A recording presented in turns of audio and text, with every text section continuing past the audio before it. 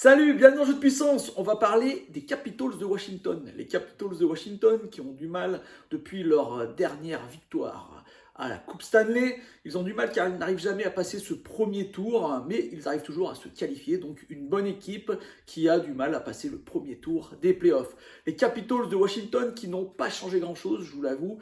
Ils ne sont pas allés chercher qui que ce soit, Matt Irvine, voilà, un défenseur, c'est tout. Et on ne sait même pas s'il sera dans les trois duos. Si, ils sont allés chercher un gardien. Ah si, oui, un gardien. Vitek Vanacek. Et là, vous allez me dire, Vitek Vanacek, mais il jouait la saison dernière aux Capitals de Washington. Comment ça se fait qu'ils sont allés chercher un gardien qu'ils avaient déjà? Eh oui, c'est compliqué. Il faut dire que Vitek Vanacek avait été laissé comme choix pour la draft d'expansion et Seattle l'a récupéré. Et comme il leur manquait un gardien pour seconder Ilya Samsonov, ils se sont dit que c'était pas mal d'aller chercher Vitek Vanacek vu que Seattle était d'accord pour l'échanger pour un choix de draft. Et donc Vitek Vanacek qui a plutôt bien fait la saison dernière comme gardien, plus que second d'ailleurs, car il a été presque le premier gardien, vu que Ilya Samsonov a eu des problèmes avec le Covid. Et donc, ils sont allés chercher ce gardien qui, cette fois-ci, cette année, si Ilya Samsonov arrive à être en forme, il sera le gardien numéro 2, car on attend beaucoup du jeune gardien russe, Ilya Samsonov, qui va devoir montrer cette saison s'il est le gardien qu'on attend du côté des Capitals de Washington, ce gardien numéro 1. Et donc, voilà, la seule arrivée, c'était un gardien qu'ils avaient déjà, qu'ils avaient laissé partir avec la draft d'expansion et qu'ils ont récupéré pendant l'intersaison. On va donc parler de ce roster qu'on connaît du côté des Capitals de Washington, vu que, comme je vous l'ai dit, il n'y a pas beaucoup de changements. Comme on peut le voir en attaque, on a re-signé Alex Ovechkin. Oui, il était libre, mais il a décidé de finir sa carrière, et ça c'est bien, du côté des Capitals de Washington. Moi j'aime bien ces joueurs qui ont l'amour du maillot et qui vont rester dans leur club.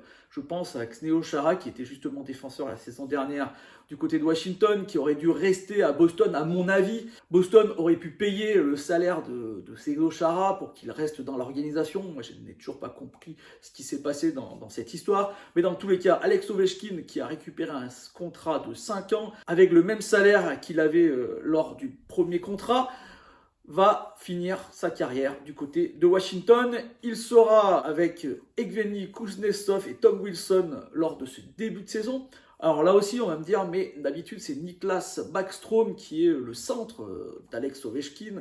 Niklas Backstrom qui est peut-être le meilleur centre de cette équipe, surtout que Kuznetsov a été plutôt moyen la saison dernière. Niklas Backstrom, lui, est blessé et il va rater quelques semaines, quelques mois, on ne sait pas. Pour l'instant, l'organisation n'a pas parlé de la durée de son arrêt.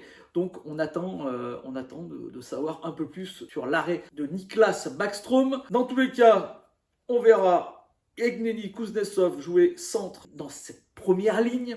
Ensuite, on a Anthony Mantha avec TJ Oshie. Anthony Mantha qui nous vient la saison dernière des Red Wings de Détroit. Très bon attaquant qui s'est très bien acclimaté aux Capitals de Washington. Et on verra sûrement des jeunes joueurs, peut-être Hendrix Lapierre et Connor McMichael, qui a joué 38 matchs en AHL. Même s'il était un peu jeune pour jouer en AHL, il a quand même joué 38 matchs. 27 points pour lui et il fera sûrement cette saison le grand pas vers la NHL et on le verra sûrement jouer ou Hendrix Lapierre que je n'ai pas mis sur ce roster. On va passer à la défense et la défense, la meilleure arrivée, ce n'est pas une arrivée mais c'est Mikael Kandny qui a été blessé toute la saison dernière donc qui n'a pas joué et donc John Carlson va retrouver son défenseur gauche avec laquelle il avait fait une saison exceptionnelle il y a 2 ans de ça. Et voilà, donc c'est une bonne nouvelle pour les Capitals de Washington. Il y aura toujours Dimitri Orlov, Justin Schultz qui a fait très très bien la saison dernière. Il y a eu des départs en défense, il y a eu Brendan Dillon qui est parti du côté des Jets, Zdeno Chara qui a re-signé ailleurs. Et donc, il y a un peu moins de profondeur dans cette défense. Et on verra peut-être un jeune, là aussi, Martin Fehervary, 22 ans. Voilà, il faut commencer du côté des Capitals de Washington à penser aux jeunes, vu que c'est la moyenne d'âge la plus élevée de toutes les équipes, avec 29,8 ans de moyenne d'âge. C'est la plus élevée.